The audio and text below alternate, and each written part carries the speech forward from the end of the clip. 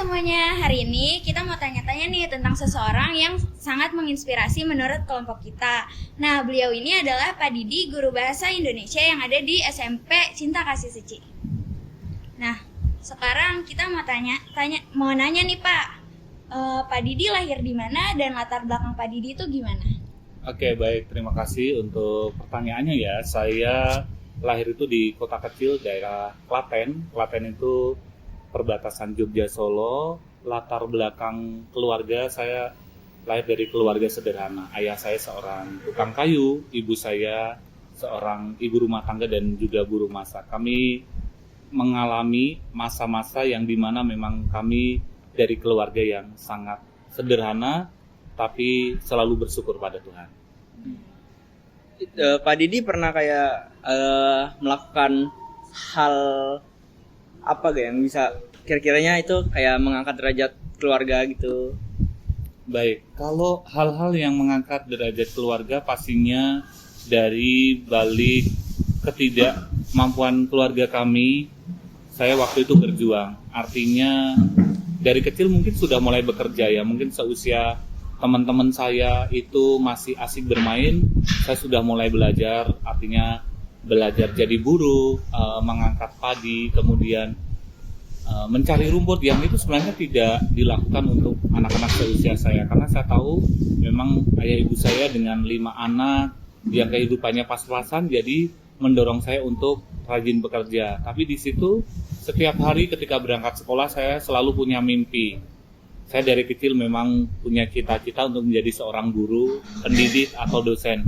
Itu bagi teman-teman mungkin dibilang mimpi, tapi saya selalu bilang suatu saat ini bukan mimpi kok, memohon pada Tuhan.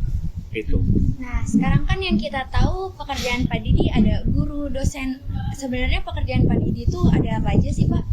Ya, kalau pekerjaan pastinya pengajar ya.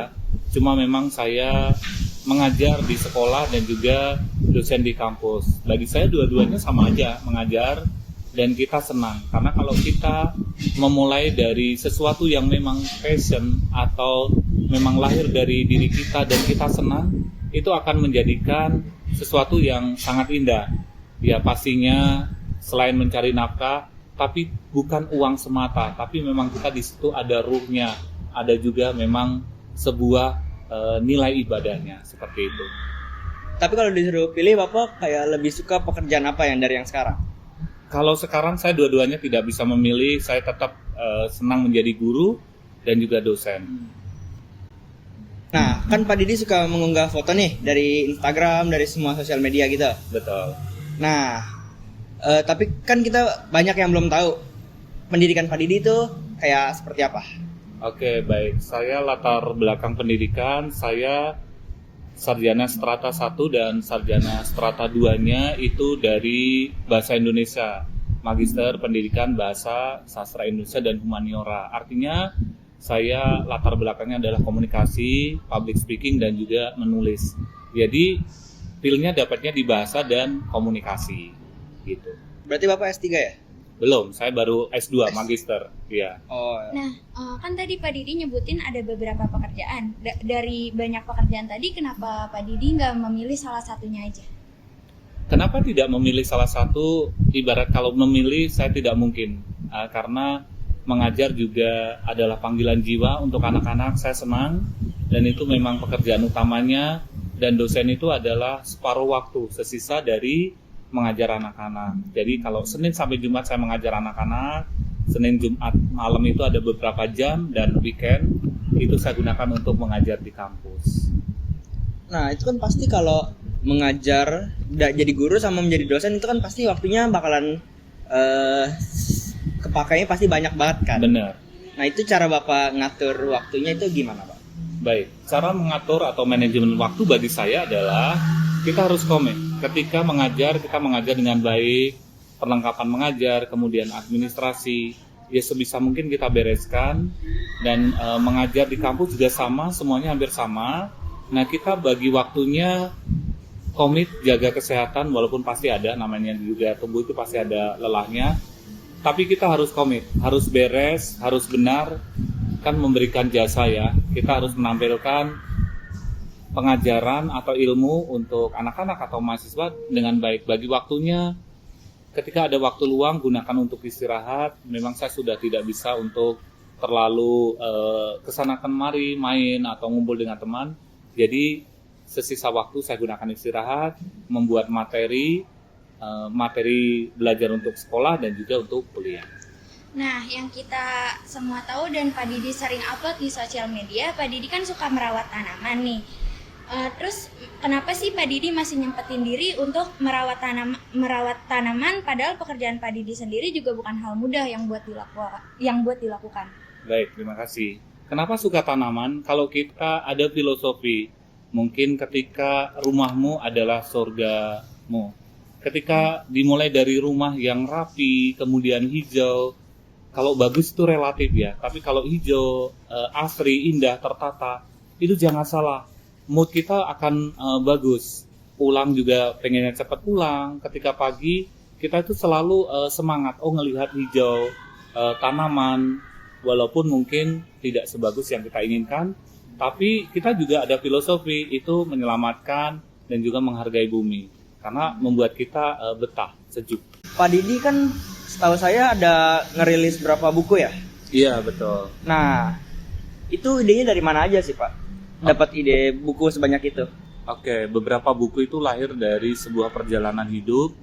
Buku yang pertama itu Toga Kehidupan, itu menulis kisah-kisah bagaimana dari awal betapa hidup kami itu kekurangan, untuk sekolah saja itu sulit banget ya, makan seadanya. Tapi dari situ saya belajar ketika lulus SMA harus segera pergi dari rumah, meminta izin orang tua karena saya tidak bisa melanjutkan kuliah. Saya bekerja menjadi pelayan di restoran.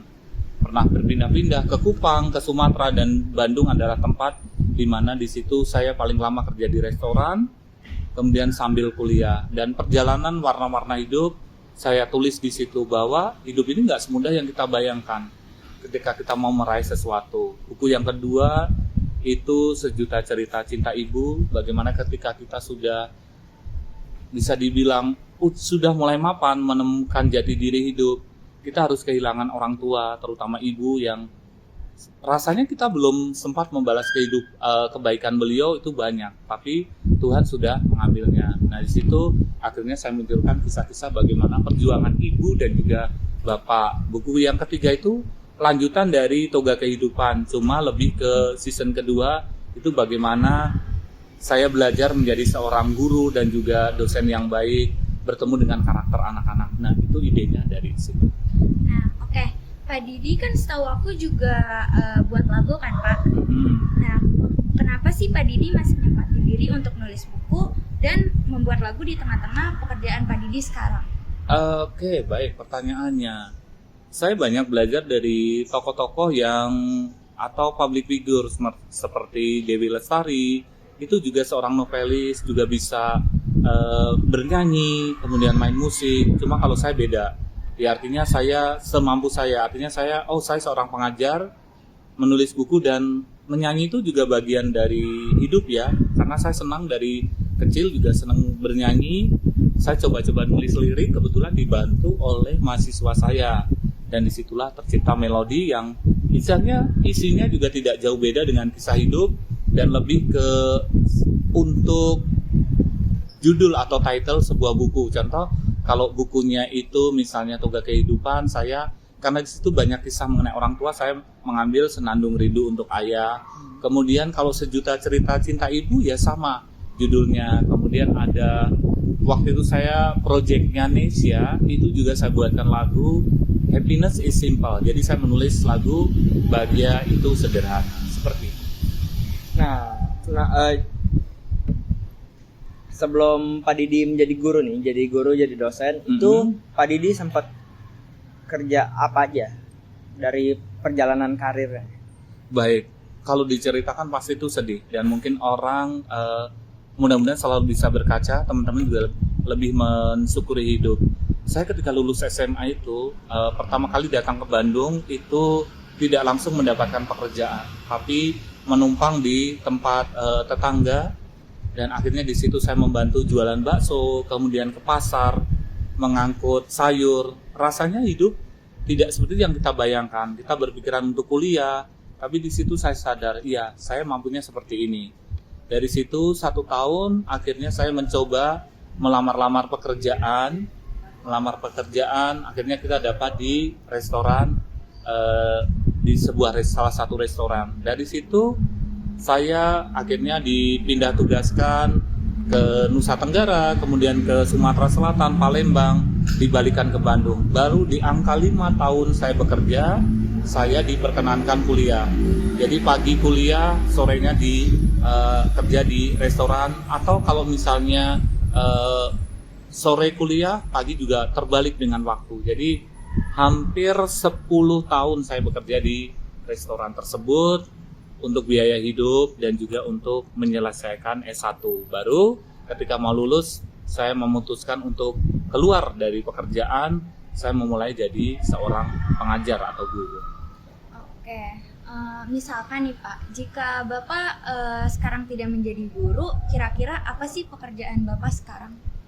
Kalau saya tidak menjadi guru, pekerjaan saya pastinya saya masih tidak jauh dari seputaran food ya, artinya restoran, makanan, karena waktu itu saya memang sudah lama di situ. Tapi itulah Tuhan Maha Baik, ketika kita memang mempunyai niat dari awal dan memperjuangkannya, itu akan ditemukan. Nah, ini buat teman-teman, kadang jangan pernah lelah, jangan berkata tidak ketika kita masih mempunyai mimpi. Saya menyebutnya mimpi dan doa. Kalau untuk saya pribadi, sulit untuk tahu bagaimana nanti bisa nggak ya, biaya kuliah pasti banyak, tapi yakinlah ketika kita mau berjuang, hidup bersahaja seperlunya, kita akan dan juga menabung, kita akan mencapai pada satu tujuan itu. Walaupun kendalanya banyak banget, suka duka, yang namanya pekerjaan, kadang-kadang kita juga dimarahin orang, kemudian customer ini itu, kemudian pas kuliah kita juga terbentur sama psikologis. Ketika teman-teman itu masih muda, saya sudah mulai dewasa. Di situ saya berusaha, saya tetap, dan akhirnya ya sampai sekarang kita bersyukur. Saya pribadi bersyukur bisa melewati semua ujian dari Tuhan dan juga permasalahan. Pak, jika kalau misalnya Bapak dapat memberikan pesan ke semua anak muda zaman sekarang nih, pesan apa yang bakal Bapak sampaikan? Baik, pesan yang ingin sampaikan, jadilah orang yang punya komitmen dan juga orang yang mau berjuang. Ingat, kita itu punya orang tua itu tidak akan meminta kita terlalu banyak, tapi kalau kita satu, membuat nama baik, juga berbakti pada orang tua itu luas. Mulai dari kita, pengalaman saya pribadi, belajar dengan sungguh-sungguh. Apalagi teman-teman ini bersyukur orang tuanya nanti pasti akan memberikan pendidikan untuk kuliah. Kuliahlah tepat waktu, lulus tepat waktu, dan juga bekerja dengan baik, balas budi orang tua, rawatlah. Karena kalau seperti saya, perjuangan kita sudah pada taraf berhasil, orang tua sudah dipanggil oleh Tuhan, itu rasanya ada yang kurang. Kita pasti akan sedih, karena kita makan roti, ibaratnya orang tua tidak ikut makan. Makanya untuk teman-teman nih, untuk semuanya, gunakanlah masa mudamu dengan hal yang baik, menabung, jangan boros. Kita harus punya satu tujuan. Tujuannya apa? Step by step, tapi pendidikan itu utama, dan juga hidup ini harus berbuat baik sama orang. Khususnya harus berbakti sama orang tua. Oke, nggak kerasa nih kita udah selesai tanya-tanya Pak Didinya. Sebelumnya kita mau ucapin makasih buat Pak Didi yang udah menginspirasi, jadi inspirasi buat kita. Makasih Pak. Makasih. Oke, thank you ya.